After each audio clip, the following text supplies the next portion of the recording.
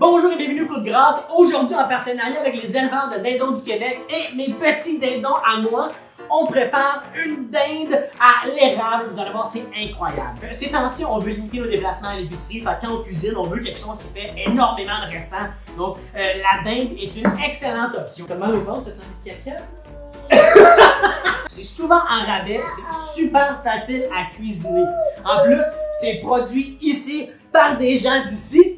Et comme je dis, ça fait plein de restants. On peut faire des hot chicken, on peut faire des sandwichs à la dinde, on regarde la caméra.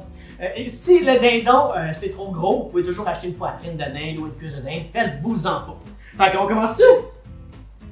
Quel mon gars! Donc, on va commencer par préparer une saumure pour la dinde. En fait, la saumure est là pour but de créer une rétention d'eau dans la dinde, dans les muscles. Ce que ça va faire, c'est que la dinde va perdre moins d'eau durant la cuisson et elle va rester vraiment juteuse. Je commence par prendre un beau dindon comme ça ici et le déposer dans un grand chaudron d'eau.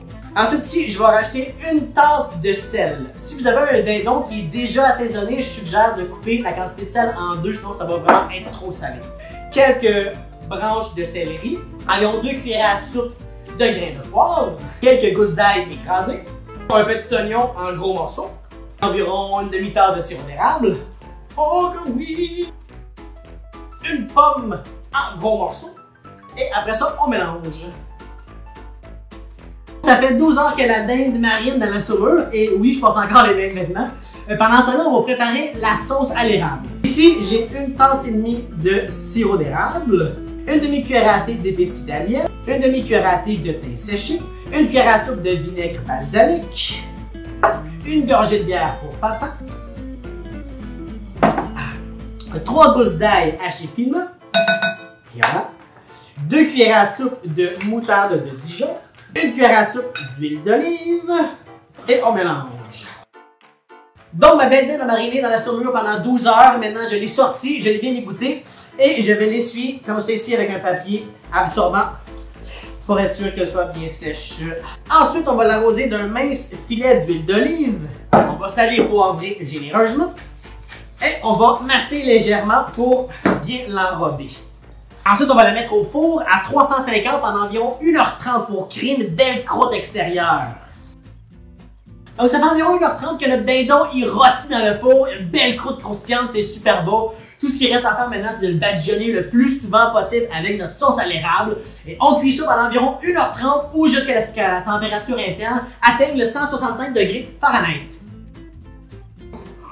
Regardez ça, la couleur. Un des plats que j'aime le plus faire avec de la volaille, c'est bien sûr un hot chicken de luxe. Donc ici, je vais couper un peu de poitrine. Ici, j'ai fait mon pain maison que j'ai fait rôtir avec un peu d'huile d'olive. Après ça, un peu de fromage, de la sauce. Et à mon avis, un chicken n'est jamais complet sans un peu de petits pois.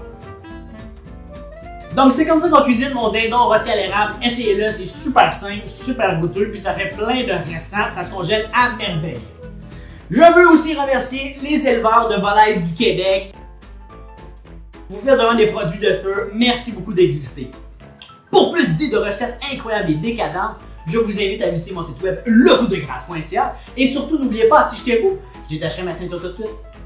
Ciao mon gars. Oh. Ce sont mes enfants. Ah!